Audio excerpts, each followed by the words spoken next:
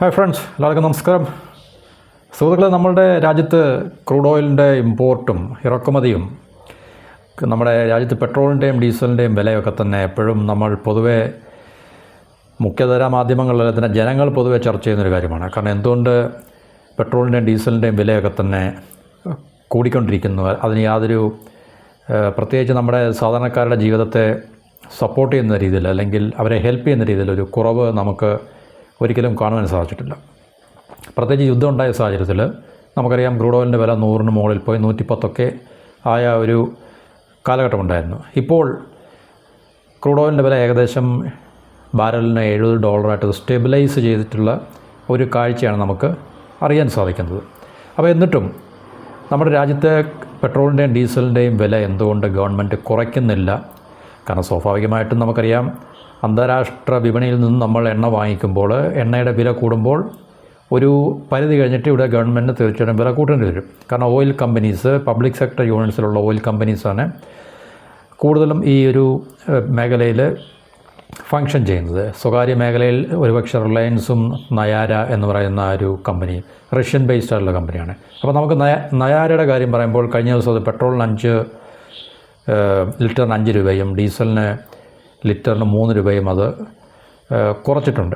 പക്ഷേ മറ്റ് കമ്പനികളൊന്നും തന്നെ ഇതുവരെ ഈ പറഞ്ഞ പെട്രോളിൻ്റെയും ഡീസലിൻ്റെയും പ്രത്യേകിച്ച് പബ്ലിക് സെക്ടർ നമ്മുടെ പൊതുമേഖലാ സ്ഥാപനങ്ങളായിട്ടുള്ള അല്ലെങ്കിൽ പൊതുമേഖലയിൽ നിന്നുള്ള കമ്പനികളൊന്നും തന്നെ നമ്മൾ സർവ്വസാധാരണമായിട്ട് എവിടെയും കാണുന്ന ഈ കമ്പനികളൊന്നും തന്നെ വില കുറയ്ക്കുവാൻ, എന്നുവെച്ചാൽ ഗവൺമെൻറ് നമ്മൾ പൊതുവായി പറഞ്ഞു കഴിഞ്ഞാൽ ജനറലി പറഞ്ഞു കഴിഞ്ഞാൽ ഗവൺമെൻറ് വില കുറയ്ക്കുവാൻ തയ്യാറായിട്ടില്ല. അപ്പോൾ എന്തുകൊണ്ടാണ് ഇത് ഗവൺമെൻറ് ഇങ്ങനെ വില കുറയ്ക്കാൻ തയ്യാറാകാത്തത് എന്നുള്ളതാണ് നമുക്ക് ഈ ഒരു വീഡിയോയിൽ നമ്മൾ വളരെ ബ്രീഫായിട്ട് അതിനെക്കുറിച്ചൊരു റിപ്പോർട്ടിൻ്റെ ബേസിലാണ് നമുക്ക്.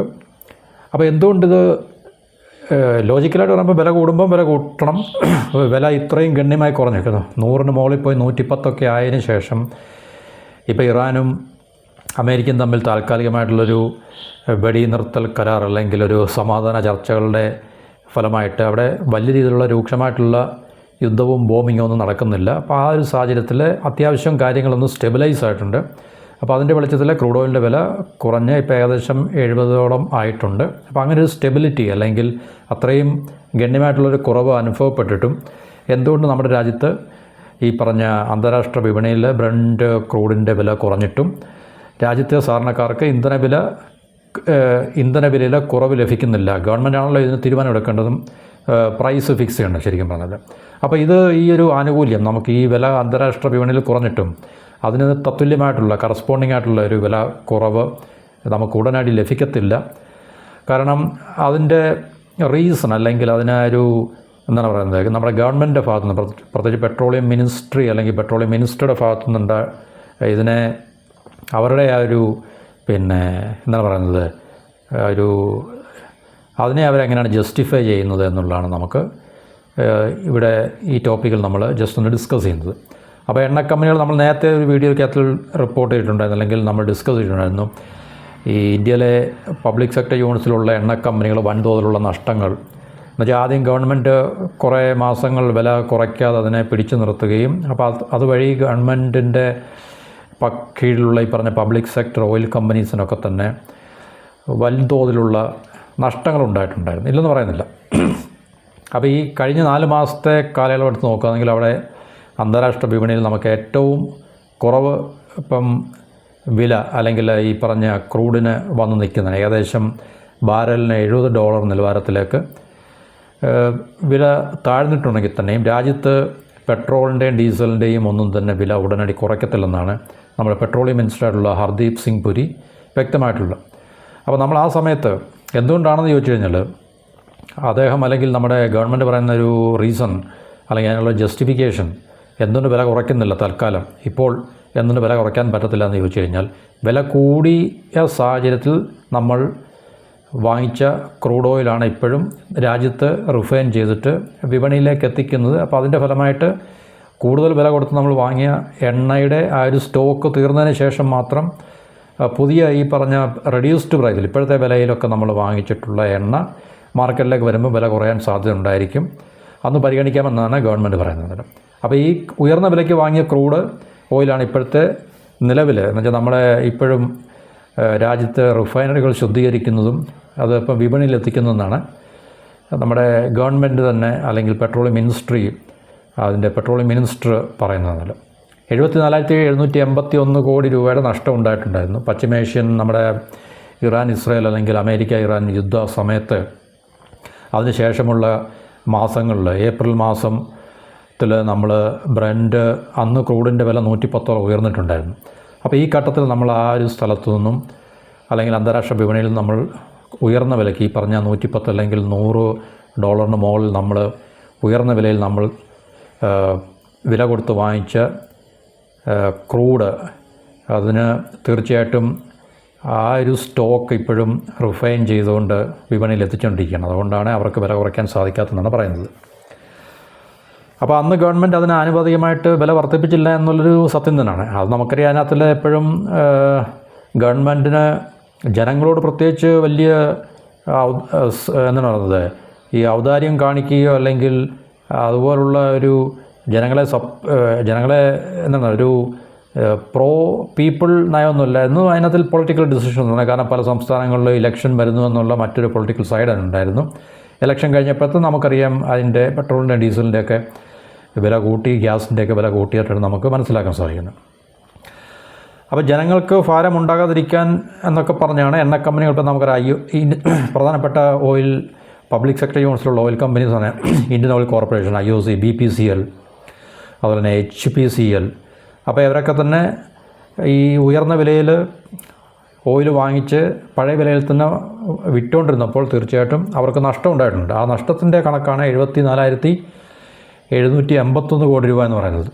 ഏകദേശം ജൂൺ മാസം അവസാനിപ്പിച്ച ഏപ്രിൽ മെയ് ജൂൺ 3 മാസത്തെ കാലയളവിൽ ഈ പെട്രോൾ ഡീസൽ അതുപോലെ തന്നെ ഈ LPGയുടെയൊക്കെ തന്നെ സബ്സിഡിയിൽ അപ്പോൾ ഈ സബ്സിഡിയുടെ കണക്കുകൾ എടുക്കുമ്പോഴാണ് ഇവയുടെയൊക്കെ വിൽപ്പനയിൽ ഈ പറഞ്ഞ പൊതുമേഖല എണ്ണ കമ്പനികൾക്കാകെ 74,781 കോടി രൂപയുടെ നഷ്ടമുണ്ടാണ്. അത് തീർച്ചയായിട്ടും ഗവൺമെൻറ് അവർക്ക് തിരിച്ചു കൊടുക്കും. തീർച്ചയായും അത് അങ്ങനെയാണ് അത് സെറ്റ് ഓഫ് ചെയ്യുന്നത്, അല്ലെങ്കിൽ അതിനെ പിന്നെ അഡ്ജസ്റ്റ് ചെയ്യുന്നത് അങ്ങനെയാണ്. അപ്പോൾ അത് അണ്ടർ റിക്കവറി എന്ന് പറയാൻ. അപ്പോൾ ഈ പറഞ്ഞ നഷ്ടം എന്തുകൊണ്ടുണ്ടായെന്ന് ചോദിച്ചു കഴിഞ്ഞാൽ അന്താരാഷ്ട്ര വിപണിയിൽ ക്രൂഡ് ഓയിലിൻ്റെ വിലയ്ക്ക് ഉയർച്ച ഉണ്ടായപ്പോൾ അതിന് ആനുപാതികമായിട്ട് ഇവിടെ വില കൂട്ടി അവർ വിറ്റില്ല എന്ന കാരണം പറഞ്ഞാണ് അവർ തീർച്ചയായിട്ടും എന്ന കാരണമാണ് അവരോട് പറയുന്നത്. അപ്പോൾ ഇത്രയും നഷ്ടം അവർക്ക് ഈ 3 മാസം ഉണ്ടായിട്ടുണ്ട്. ഏപ്രിൽ മാസം മുതലാണ് ഈ ഓയിലിൻ്റെ വില ഗണ്യമായി കൂടിയതും 100 മുകളിൽ 110 കൂടിയതും. അപ്പോൾ ഈ ഉയർന്ന വിലയിൽ അവർ അന്താരാഷ്ട്ര വിപണിയിൽ നിന്നും ഒക്കെ തന്നെ ഇത്രയും ക്രൂഡ് മേടിച്ചതിൻ്റെ ഫലമായിട്ട് അവർക്ക് വില കൂട്ടാൻ സാധിച്ചില്ല. ഗവൺമെൻറ്റിൻ്റെ ഇൻസ്ട്രക്ഷൻ ഇല്ലാതെ അവർക്ക് വില കൂട്ടാൻ സാധിക്കത്തില്ല. ഗവൺമെൻറ്റാണ് അതിൻ്റെ പ്രൈസ് ഫിക്സ് ചെയ്യുന്നത്, ആർബിട്രേറ്റ് ചെയ്യുന്നത്. ശരിക്കും പറഞ്ഞു കഴിഞ്ഞാൽ ഓയിൽ കമ്പനികളിൽ കൂടെയാണ് വിൽക്കുന്നത്. ഗവൺമെൻറ്റിൻ്റെ പബ്ലിക് സെക്ടർ യൂണിറ്റ്സ്, പിന്നെ സ്വകാര്യ കമ്പനികളായിട്ടുള്ള റിലയൻസ് അല്ലെങ്കിൽ അവരെ ഫ്യൂവൽ ഡിപ്പോകളുണ്ടല്ലോ, നയാര, അവർക്കൊക്കെ തന്നെ. അപ്പോൾ അവർക്ക് വില കുറയ്ക്കാം തീർച്ചയായിട്ടും. പക്ഷേ ഗവൺമെൻറ് ഫിക്സ് ചെയ്തിരിക്കുന്ന ഒരു ക്യാപ്പുണ്ട്, അതിന് മുകളിൽ അവർക്ക് തീർച്ചയായിട്ടും വിൽക്കാനുള്ള സ്വാതന്ത്ര്യം അല്ലെങ്കിൽ അധികാരം ഉണ്ടായിരിക്കത്തില്ല എന്നുള്ളതാണ് പറഞ്ഞത്. അപ്പോൾ ഇത് നമുക്ക് ഈ അങ്ങനെ ഗവൺമെൻറ്റിന് അല്ലെങ്കിൽ പബ്ലിക് സെക്ടർ യൂണിറ്റ്സിന് 74,781 കോടി രൂപയുടെ നഷ്ടം ഈ 3 മാസങ്ങളുണ്ടായിട്ടുണ്ട്. അപ്പം വില കൂടിയിരുന്ന സമയത്ത് അവർ വാങ്ങിച്ച ക്രൂഡ് ഓയിൽ ആണ് ഇപ്പോഴും സംസ്കരിക്കുന്നതും റിഫൈൻ ചെയ്ത് മാർക്കറ്റിൽ അവർ വിറ്റുകൊണ്ടിരിക്കുന്നത്. അപ്പോൾ അതുകൊണ്ട് വില കൂട്ടാൻ പറ്റത്തില്ല. കാരണം ഉയർന്ന വില കൊടുത്ത് വാങ്ങിച്ച ഓയിൽ തീരുന്നവരെ ആ വില ഗവൺമെൻറ് നിലനിർത്തുമെന്നാണ് പറയുന്നത്. അപ്പോൾ ഈ വിലക്കുറവ് എന്തെങ്കിലും പ്രതീക്ഷിക്കാമെന്ന് ചോദിച്ചു കഴിഞ്ഞാൽ സാധാരണയായിട്ട് എണ്ണ കമ്പനികളൊക്കെ തന്നെ 2 മാസം മുമ്പേ ഓർഡർ നൽകിയിട്ടാണ് ക്രൂഡ് ഓയിൽ ഇറക്കുമതി ചെയ്യുന്നത്. കാരണം പെട്ടെന്ന് നമുക്ക് പോയിട്ട് വാങ്ങിക്കാൻ സാധിക്കത്തില്ല. ഇപ്പോൾ എവിടെ നിന്ന് വാങ്ങിച്ചാലും, സൗദിയിൽ നിന്നായാലും UAE നിന്നായാലും റഷ്യയിൽ നിന്നായാലും, ഇപ്പം നമുക്ക് ഈ ജൂലൈ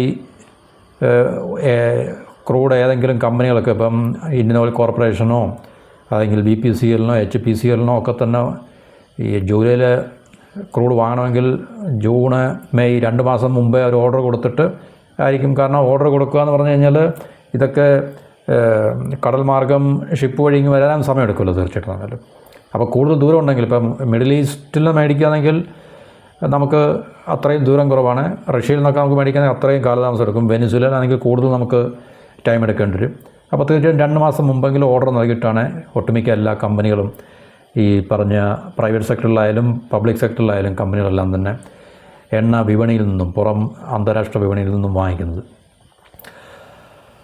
അപ്പോൾ ഈ ഉയർന്ന വിലയുള്ളപ്പോൾ മേടിച്ച ക്രൂഡ് അതിൻ്റെ സ്റ്റോക്കിൽ നിന്നുള്ളതാണ് ഇപ്പോഴും വിപണിയിൽ എത്തിക്കുന്നത്. അങ്ങനൊരു കാരണം പറഞ്ഞാണ് ഗവൺമെൻറ് വില കുറയ്ക്കാത്തതെന്നാണ് നമുക്കറിയാൻ സാധിക്കുന്നത്. അപ്പോൾ ഇപ്പോഴത്തെ വില നിലവാരം എന്ന് പറഞ്ഞാൽ ഏകദേശം $70. അപ്പം അത് ക്രൂഡ് വാങ്ങിച്ച് നമ്മൾ ഇന്ത്യൻ തീരങ്ങളിലെത്തിക്കഴിഞ്ഞാൽ എന്ന് വെച്ചാൽ ഇന്ത്യയിലെത്തി അതിനെ ശുദ്ധീകരിച്ച് പുറത്തിറങ്ങാൻ കുറേ സമയമെടുക്കും. കാരണം ഇപ്പോൾ ഏകദേശം ഓയിലിൻ്റെ വില കുറഞ്ഞിട്ടേ ഉള്ളൂ. അപ്പോൾ ഈ വില കുറഞ്ഞ അല്ലെങ്കിൽ ഇപ്പോൾ കുറഞ്ഞ വിലയിൽ നമ്മൾ വാങ്ങിക്കുന്ന ഓയിൽ ഇന്ത്യയിൽ വന്ന് ഇപ്പോൾ ഓർഡർ കൊടുത്താലും ഒരുപക്ഷെ 2 മാസം കഴിഞ്ഞേ വരത്തുള്ളായിരിക്കും. അപ്പോൾ 2 മാസം കഴിഞ്ഞ് ഇന്ത്യയിലെത്തുന്ന 2 മാസം ഒരു ആവറേജ് ടൈം പീരീഡാണ്. അപ്പോൾ 2 മാസമൊന്നുമല്ല, എല്ലായിടത്തും 2 മാസമല്ല. ഇപ്പോൾ ഞാൻ പറഞ്ഞു മിഡിൽ ഈസ്റ്റിൽ നിന്നാണെങ്കിൽ അവിടുന്ന് വാങ്ങിക്കുന്നതിന് കൂടുതൽ സമയം നമുക്ക് റഷ്യയിൽ നിന്നും അല്ലെങ്കിൽ മറ്റ് ആഫ്രിക്കൻ രാജ്യങ്ങളിൽ നിന്നും വെനിസുല ഇതുപോലുള്ള രാജ്യങ്ങൾ നമ്മൾ മേടിക്കുകയാണെങ്കിൽ US-ൽ നിന്നൊക്കെ മേടിക്കുകയാണെങ്കിൽ കൂടുതൽ സമയം, പക്ഷേ എല്ലാം കൂടി ഏകദേശം ആവറേജ് നമുക്ക് മാക്സിമം ഒരുപക്ഷെ 2 മാസമായിരിക്കും വേണ്ടത്. അപ്പോൾ അത് വില കുറഞ്ഞ ഈ കാലയളവിൽ നമ്മൾ വാങ്ങിക്കുകയാണെങ്കിൽ അത് ഇന്ത്യയിലെത്തിയിട്ട് അതിനെ റിഫൈൻ ചെയ്ത് മാർക്കറ്റിലേക്ക് എത്തുമ്പോഴത്തേക്ക് ഒരുപക്ഷെ 2-3 മാസമൊക്കെ എടുക്കും. അപ്പോൾ അതിനെക്കുറിച്ച് അവർ ആലോചിക്കാമെന്നാണ് ഗവൺമെൻറ് പറയുന്നത്. തൽക്കാലം ഇപ്പോൾ വില കുറയ്ക്കാനുള്ള സാധ്യതയില്ല. കാരണം പഴയ വിലയിലുള്ള ഓയിലിൻ്റെ സ്റ്റോക്കാണ് ഇപ്പോൾ റിഫൈൻ ചെയ്തുകൊണ്ടിരിക്കുന്നത്. അപ്പോൾ ഏകദേശം ഈ പറഞ്ഞ വില കുറഞ്ഞ ഈ ഒരു സാഹചര്യം അല്ലെങ്കിൽ ഇപ്പോഴത്തെ ഈ വിലക്കുറവ് 2 ആഴ്ചകൾ കൂടി ഇതേപടി തുടർന്നാൽ മാത്രമേ രാജ്യത്ത് ഈ പെട്രോളിൻ്റെയും ഡീസലിൻ്റെയൊക്കെ വില കുറയ്ക്കുന്നതിനെക്കുറിച്ച് ഗവൺമെൻറ് അല്ലെങ്കിൽ ഈ നമ്മുടെ ഓയിൽ കമ്പനികൾക്ക് തീരുമാനമെടുക്കാൻ സാധിക്കത്തുള്ളൂ. കാരണം ഇതൊരു സ്റ്റേബിളാണെന്ന് നമുക്ക് പറയാൻ സാധിക്കത്തില്ല. കാരണം ഇപ്പോഴും നമുക്കറിയാം മിഡിൽ ഈസ്റ്റിൽ യുദ്ധം സ്ഥിരമായി നടക്കുന്നില്ലെങ്കിൽ തന്നെയും വല്ലപ്പോഴുമൊക്കെ തന്നെ ഇറാൻ അങ്ങോട്ട് ബോംബിങ്ങും അമേരിക്ക ഇറാനിലേക്ക് ബോംബിങ്ങും അല്ലെങ്കിൽ അറ്റാക്കുകളൊക്കെ നടത്തുന്നുണ്ട്. അപ്പോൾ പൂർണ്ണമായിട്ടും അവിടെ ഒരു സമാധാനം എന്ന് പറയുന്നൊരു അന്തരീക്ഷം ഇതുവരെ ആയിട്ടില്ല. അപ്പോൾ അതുകൊണ്ട് തീർച്ചയായിട്ടും ഇപ്പോഴത്തെ ഈ ഒരു ഓയിലിൻ്റെ വിലക്കുറവ് നമുക്കതിനെ പൂർണ്ണമായിട്ടും ഡിപ്പെൻഡ് ചെയ്യാനോ ആശ്രയിക്കാനോ സാധിക്കത്തില്ല. അവിടുത്തെ സ്ഥിതിഗതികൾ പൂർണ്ണമായിട്ടും ശാന്തമാകുന്ന അവസരത്തിൽ മാത്രമേ ഈ പറഞ്ഞ കുറഞ്ഞ വിലയിൽ നമുക്ക് എണ്ണ വാങ്ങിക്കാൻ തുടങ്ങിക്കഴിഞ്ഞ് ഇവിടെ കൊണ്ടുവന്ന് 2-3 മാസം കഴിഞ്ഞ് റിഫൈൻ ചെയ്ത് മാർക്കറ്റിൽ എത്തിക്കുമ്പോൾ മാത്രമേ അത് തീർച്ചയായിട്ടും ഗവൺമെൻറ് അതിനെക്കുറിച്ച് ഏതെങ്കിലും തരത്തിലുള്ള തീരുമാനങ്ങൾ എടുക്കാൻ സാധിക്കത്തുള്ളൂ എന്നാണ് ഗവൺമെൻറ് പറയുന്നത്. അപ്പോൾ US ഇറാൻ തമ്മിൽ താൽക്കാലികമായിട്ടുള്ള സമാധാന കരാറിൽ ഒപ്പുവെച്ചതിനെ തുടർന്നിട്ടാണ് ഇപ്പോഴത്തെ ഈ ഒരു എണ്ണ വിലയിലുണ്ടായിട്ടുള്ള കുറവ്. അത് ഒരു പക്ഷേ ഇനിയും യുദ്ധം നമുക്കറിയാം ഏത് സമയത്തും അങ്ങോട്ടും ഇങ്ങോട്ടുള്ള ആക്രമണങ്ങൾ ഉണ്ടാകുകയും സ്ട്രൈറ്റ് ഓഫ് ഹോർമസിൻ്റെ പ്രശ്നങ്ങൾ വീണ്ടും രൂക്ഷമാവുകയൊക്കെ ചെയ്തു കഴിഞ്ഞാൽ എണ്ണ വിലയിൽ വീണ്ടും വർധന ഉണ്ടാകും. അപ്പോൾ തീർച്ചയായിട്ടും ഗവൺമെൻറ് അങ്ങനെ പെട്ടെന്ന് ചാടിക്കയറി ഒരു തീരുമാനമെടുക്കാൻ കഴിയില്ലെന്നാണ് നമ്മുടെ പെട്രോളിയം മിനിസ്ട്രി അതുപോലെ പെട്രോളിയം മിനിസ്റ്ററൊക്കെ തന്നെ ഇതിനെ ഈ എണ്ണ വില എന്തുകൊണ്ട് കുറയ്ക്കുന്നില്ല, അന്താരാഷ്ട്ര വിപണിയിൽ എണ്ണ വില കുറഞ്ഞല്ലോ, ആധികമായിട്ട് എന്തുകൊണ്ട് എണ്ണ വില കുറയ്ക്കുന്നില്ല എന്നുള്ള ചോദ്യത്തിന് അല്ലെങ്കിൽ അങ്ങനൊരു എന്താണ് പറയുന്നത് ഒരു നറേറ്റീവിന്, കാരണം നമ്മൾ സ്വാഭാവികമായിട്ട് ആരായാലും ചോദിക്കുമല്ലോ. അപ്പം നമ്മൾ എപ്പോഴും നമ്മളങ്ങനെ തന്നെ ഇല്ലേ, നമ്മുടെ ഈ ജനങ്ങളെപ്പോഴും ഇതിനെക്കുറിച്ച് അങ്ങനെ ചർച്ച ചെയ്യുന്ന ഒരു കാഴ്ചയും അല്ലെങ്കിൽ വർത്തമാനങ്ങളൊക്കെ നമുക്ക് കേൾക്കുവാനും കാണുവാനും സാധിക്കും. അപ്പോൾ ഗവൺമെൻറ്റിനെ സംബന്ധിച്ച് അവരുടെ നിലപാട് ഇതാണ്. അപ്പോൾ അതുകൊണ്ട് പെട്ടെന്ന് എണ്ണയുടെ വിലയിൽ കുറവുണ്ടാകാൻ സാധ്യതയില്ല എന്നാണ് നമുക്ക് മനസ്സിലാക്കാൻ സാധിക്കുന്നത്. അപ്പോൾ ഇത്രയാണ് നമുക്ക് തൽക്കാലം ഈ ടോപ്പിക്കുമായിട്ട് ബന്ധപ്പെട്ട ഷെയർ ചെയ്യാനുള്ള ചില ഇൻഫർമേഷൻ. അപ്പോൾ ക്രൂഡിൻ്റെ വില ഇപ്പോൾ ഏകദേശം ബാരലിന് $70 ആയിട്ടുണ്ട്. പക്ഷേ എന്നും കണ്ടും നമ്മൾ തീർച്ചയായിട്ടും ഗവൺമെൻറ് പെട്ടെന്ന് അല്ലെങ്കിൽ വളരെ അടുത്ത ദിവസങ്ങളിൽ നമ്മുടെ പെട്രോളിൻ്റെയും ഡീസലിൻ്റെയും വില രാജ്യത്ത് കുറയ്ക്കും എന്നുള്ള പ്രതീക്ഷ ഒന്നും വേണ്ട. നയാര എന്ന് പറയുന്ന പ്രൈവറ്റ് ഫ്യൂവൽ ഡിപ്പോ അവർ കുറച്ചിട്ടുണ്ട്. അത് അവരുടെ സ്വകാര്യമായിട്ടുള്ള അല്ലെങ്കിൽ അവരുടെ സ്വന്തമായിട്ടുള്ള തീരുമാനമാണ്. എണ്ണവില കുറയ്ക്കുവാൻ അവർക്ക് തീർച്ചയായിട്ടും അതിനുള്ള അവകാശവും സ്വാതന്ത്ര്യമൊക്കെ ഉണ്ട്. പക്ഷേ എണ്ണ വിലയുടെ ഈ നാഷണൽ ലെവൽ അതിൻ്റെ ക്യാപ്പ് നിശ്ചയിക്കുന്ന ഗവൺമെൻറ്റാണ്. അപ്പോൾ ആ ഒരു ക്യാപ്പിന് മുകളിൽ ആർക്കും വിൽക്കാൻ സാധിക്കത്തില്ല എന്നാണ് നമുക്ക് പറയാനുള്ളത്. അപ്പോൾ തൽക്കാലം ഇത്രയും ടോപ്പിക്കോട് അവസാനിപ്പിക്കുന്നു. മറ്റൊരു ടോപ്പിക്കുമായിട്ട് വീണ്ടും കാണാം. എല്ലാവർക്കും നന്ദി, നമസ്കാരം.